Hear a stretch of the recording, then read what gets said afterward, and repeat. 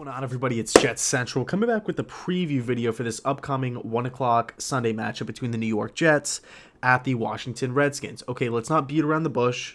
Let's not waste any time. Let's get right down to brass tacks. Both of these football teams are not good. Both of these football teams are not good. I believe if the season were to end today, the Bengals would have the first pick, the Redskins would have the second pick, and the New York Jets are coming in hot with that third overall pick. All right, so safe to say, both of these teams are not going to be making the playoffs this season. All right, you take a look at the Jets, they've been a complete embarrassment to the sport of football under Adam Gase's guidance and tutelage. I mean, whether you want to talk about the introductory press conference, how he handled the Jamal Adams situation, how he handled the Kelechi Osemele situation, losing games, getting blown out of games. Every single quarterback under Gase has regressed big time. Trevor Siemian, Luke Falk, and Sam Darnold. Putting up absolutely no fight against the divisional opponents, losing to the winless Miami Dolphins. I could go on and on and on. I mean, hell, even last night, I don't know if you guys saw this, but Quincy Enunwa came out on Twitter, put up a massive thread, basically talking about him getting fined by the Jets for, I think he took his wife out on Veterans Day. I believe his wife or girlfriend is a veteran, and he took her out. And he is on IR, by the way, so it's not like he's starting every game this season. So he has some time in the offseason. Bottom line is this.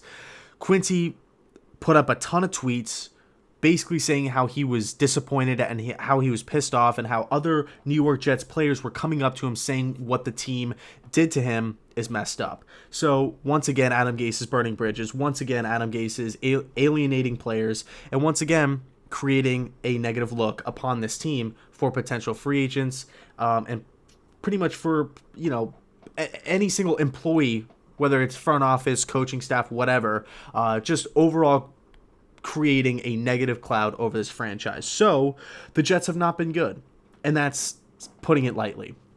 The Washington Redskins, on the other hand, they fired their head coach, Jay Gruden.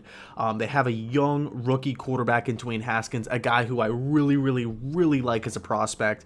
I know he's not putting up the best numbers as of right now. I know the Washington Redskins offense is in a top 5 offense with Dwayne Haskins. And in today's day and age, everybody is so obsessed and so quick to jump the gun on labeling a player as amazing or a bust. I mean, do you guys even the reaction that Daniel Jones got after that? I believe is the Buccaneers game. People were saying how he's automatically the franchise quarterback, and now the tide kind of has changed. So give Dwayne Haskins time. He's going to be good in time, but you have to surround him with an offensive line. You have to surround him with some playmakers and get a good head coach in the building that knows what he's doing. Right now, the head coach is Bill Callahan, and the offense, quite frankly, it stinks. I feel like it's been forever since they've scored an offensive touchdown. I think they averaged 12 points on offense. I could be wrong on that, but bottom line is the Redskins have not won a bunch of games this season.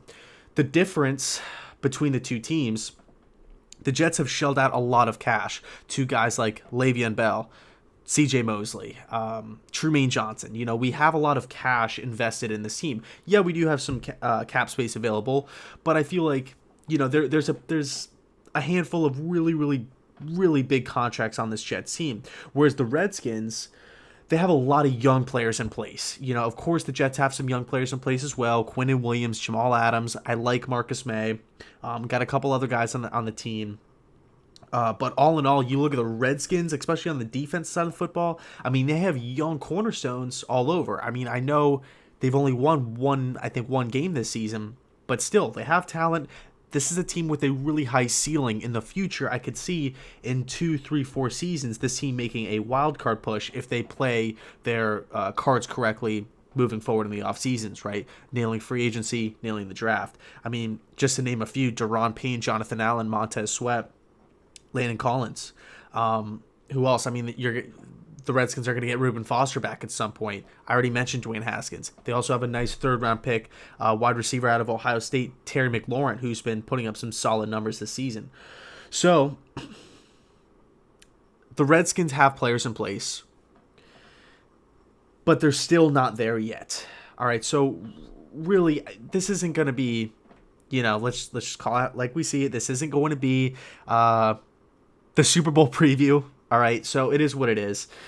I'm just hoping that the Jets are competitive. All right, the Jets came out and said, hey, Adam Gase is going to be back, or he's not going to be fired for this season. He's not going to be fired for next season.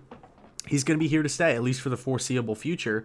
I just want to see some of these New York Jets players play hard, right? I could count on Jamal Adams playing hard. I want to see Quinnen Williams actually get some reps. I feel like he's kind of been in and out of the lineup, not necessarily game to game, but just snap by snap. And I guess, it kind of boils down to the whole Mike McCagnon drafting Quinnen Williams, and this, it could have. Maybe he wasn't the guy that Greg Williams and Adam Gase wanted, whatever. Bottom line is he's a New York Jet. He has a really high ceiling. He's still extremely young. I want to see Quinnen Williams in the lineup, right? We see a guy in Phillips out of Tennessee, undrafted free agent, in there making plays. I love it. You got to love that. You got to love to see that. So I'm really happy Phillips is getting some reps. Let's get the young guys in the game. Blession Austin at corner out of Rutgers, late round pick. Dealt with a massive injury, finally comes back and, is ready to play the sport of football. Last weekend has a fantastic game. I think he was targeted 4 times, allowed 1 catch. Are you kidding? Blession Austin needs to be starting in this game. I want to see Blession playing. I want to see Quinnen. I want to see Neville Hewitt. I want to see guys flying around, playing hard, playing competitive, playing for each other. I know it's hard to play for Coach Gase. I know a lot of people don't want to play for Coach Gase. But just play for each other. So that's kind of what I want to see. As far as the Redskins go, and this is weird because I'm not even a Redskins fan, but I kind of want to see Washington try to push the ball down the field. I really feel like that's Dwayne Haskins' strong suit, right? Get him under center, establish the run game. They have some, a pretty solid running back stable. Not the best, but again, a nice stable with a high ceiling outside of Adrian Peterson, but you guys know what I mean. Really establish the run game, try to get a push at the line of scrimmage, and then pull it back for play action. I think that's where Haskins' strong suits kind of lie. And, again, I don't know how good of a game this is going to be. But then again, everybody thought the Jets-Giants game was going to be just a putrid, disgusting mess. But in reality, it was a pretty fun game to watch. There were some turnovers, there was a fumble, there's this high scoring, some defensive plays made, some offensive plays made by both teams, kind of back and forth. One team took the lead, then the other, vice versa. So it was a fun game.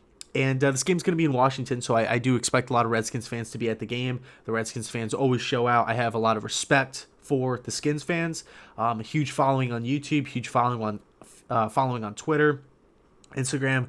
The fans show out. The fans do their thing. And I know it's tough. I mean, with Dan Snyder as the owner, I know he doesn't have the best reputation. I haven't really done a deep dive into the, the foundation or really just the foundation of the franchise of Washington. So I don't really know how bad of an owner Dan Snyder is. I can't speak on that firsthand. All I can, really comment on is his reputation. So, which is all third-hand information. So, or second-hand information for that matter. So it is what it is. I just want to see the Jets being competitive, get the young guys in the game. And let's get something going on offense. The Jets have lost to some teams this season that haven't really been that good. Miami being one of them. So Jets are a bottom 3 team in the league. Let's put something together. Let's kind of show what we're capable of doing. Play confident, play fast, play hard. Clear eyes, full hearts, can't lose. All right, thanks so much for watching. And as always, go Jets.